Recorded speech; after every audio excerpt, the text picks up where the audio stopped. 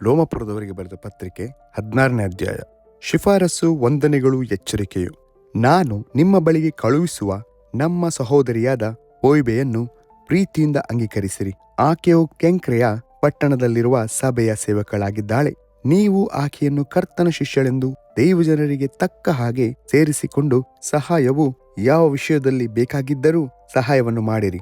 ಆಕೆಯು ನನಗೂ ಅನೇಕರಿಗೂ ಸಹಾಯ ಮಾಡಿದವಳು. ಕ್ರಿಸ್ತ ಯೇಸುವಿನ ಸೇವೆಯಲ್ಲಿ ನನ್ನ ಜೊತೆ ಕೆಲಸದವರಾದ ಪ್ರಿಸ್ಕಳಿಗೂ ಅಕ್ವಿಲನಿಗೂ ನನ್ನ ವಂದನೆಯನ್ನು ಹೇಳಿರಿ. ಅವರು ನನ್ನ ಪ್ರಾಣದ ಸಂರಕ್ಷಣೆಗಾಗಿ ತಮ್ಮ ಪ್ರಾಣಗಳನ್ನು ಅಪಾಯಕ್ಕೆ ಗುರಿ ಮಾಡಿದರು. ನಾನು ಮಾತ್ರವೇ ಅಲ್ಲ, ಅನ್ಯ ಜನರ ಸಭೆಗಳವರೆಲ್ಲರೂ ಅವರ ಉಪಕಾರವನ್ನು ಸ್ಮರಿಸುತ್ತಾರೆ. ಅವರ ಮನೆಯಲ್ಲಿ ಕೂಡುವ ಸಭೆಗೆ ಸಹ ನನ್ನ ವಂದನೆಯನ್ನು ಹೇಳಿರಿ.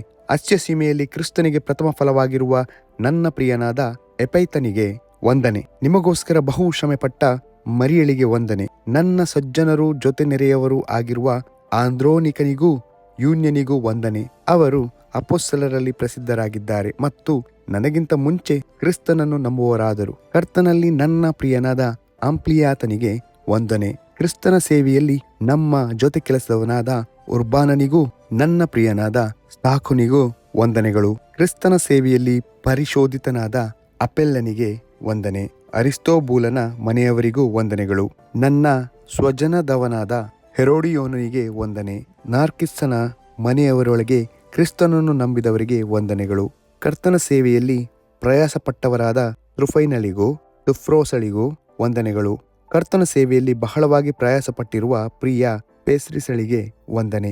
ಕರ್ತನ ಭಕ್ತರಲ್ಲಿ ಪ್ರಸಿದ್ಧನಾದ ರೂಫನಿಗೂ ನನಗೆ ತಾಯಿಯಂತಿರುವ ಅವನ ತಾಯಿಗೂ ವಂದನೆಗಳು. ಅಸುಂಕ್ರೇತನಿಗೂ ಪ್ಲೆಗೋನನಿಗೂ ಹೆರ್ಮೇಯನಿಗೂ ಪೆತ್ರೋಬನಿಗೂ ಹೆರ್ಮಾನನಿಗೂ ಅವರೊಂದಿಗಿರುವ ಸಹೋದರರಿಗೂ ವಂದನೆಗಳು. ಫಿಲೋಲೋಗನಿಗೂ ಯೂಲ್ಯಲಿಗೂ ನೆರಿಯನಿಗೂ ಅವನ ತಂಗಿಗೂ ಉಲುಂಪನಿಗೂ ಇವರೊಂದಿಗಿರುವ ದೇವಜನರೆಲ್ಲರಿಗೂ ವಂದನೆ ಹೇಳು. ಪವಿತ್ರವಾದ ಮುದ್ದಿಟ್ಟು ಒಬ್ಬರನ್ನೊಬ್ಬರು ವಂದಿಸಿರಿ.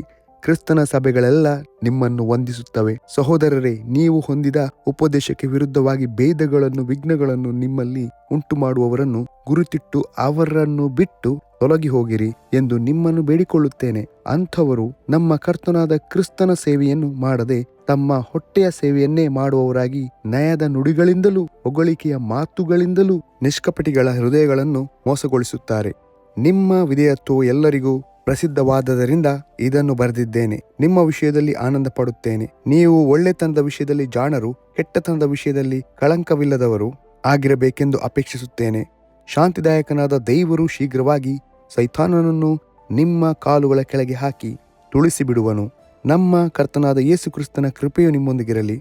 ನನ್ನ ಜೊತೆ ಕೆಲಸದವನಾದ ತಿಮೋಥೆಯನು, ನನ್ನ ಸ್ವಜನರಾದ ಲೂಕ್ಯನು, ಯಾಸೋನನು, ಸೋಸಿಪಾತ್ರನು ನಿಮಗೆ ವಂದನೆ ಹೇಳುತ್ತಾರೆ. ಈ ಪತ್ರಿಕೆಯನ್ನು ಬರೆದ ತೇರ್ತ್ಯನೆಂಬ ನಾನು ನಿಮ್ಮನ್ನು ಕರ್ತನಲ್ಲಿ ವಂದಿಸುತ್ತೇನೆ. ನನಗೂ ಸಮಸ್ತ ಸಭೆಗೂ ಅತಿಥಿ ಸತ್ಕಾರವನ್ನು ಮಾಡುತ್ತಿರುವ ಗಾಯನು ನಿಮ್ಮನ್ನು ವಂದಿಸುತ್ತಾನೆ. ಈ ಪಟ್ಟಣದ ಖಜಾನೆಯ ಮೇಲ್ವಿಚಾರಕನಾಗಿರುವ ಎಸ್ತರನು ಸಹೋದರನಾದ ಕ್ವರ್ತನು ನಿಮಗೂ ವಂದನೆಗಳನ್ನು ಹೇಳುತ್ತಾನೆ.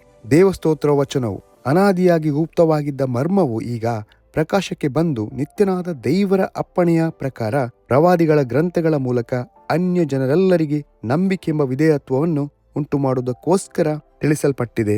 ಪ್ರಕಾಶಕ್ಕೆ ಬಂದಿರುವ ಈ ಮರ್ಮಕ್ಕೆ ಅನುಸಾರ, ಅಂದರೆ ಯೇಸು ಕ್ರಿಸ್ತನ ವಿಷಯವಾದಂತ ನಾನು ಸಾರುವಂತ ಸುವಾರ್ತೆಗನುಸಾರ ನಿಮ್ಮನ್ನು ಸ್ಥಿರಪಡಿಸುವುದಕ್ಕೆ ಶಕ್ತನಾಗಿರುವ ಜ್ಞಾನನಿಧಿಯಾದ ಒಬ್ಬನೇ ದೇವರಿಗೆ ಯೇಸು ಕ್ರಿಸ್ತನ ಮೂಲಕ ಯುಗ ಯುಗಾಂತರಗಳಲ್ಲಿಯೂ ಸ್ತೋತ್ರವಾಗಲಿ. ಆಮೇನ್ ಎಂಬುದೇ.